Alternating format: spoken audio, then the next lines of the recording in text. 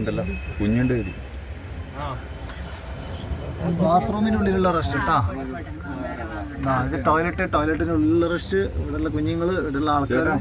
ആ ബർത്തിന്റെ മുകളിൽ കൊടുത്തോ ആ ചടങ്ങ്.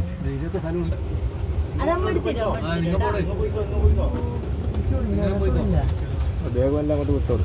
വേഗം അങ്ങോട്ട് എങ്ങനെ നിൽക്കാം.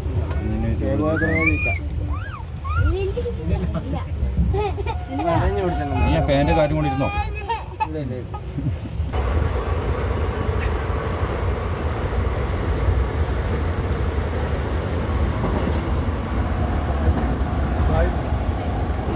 ഓരോ കാസർഗോട്ടുകാരനും ഒരു തവണയെങ്കിലും ട്രെയിൻ യാത്ര നടത്തുന്ന ആൾക്കാരാണ് അല്ലേ?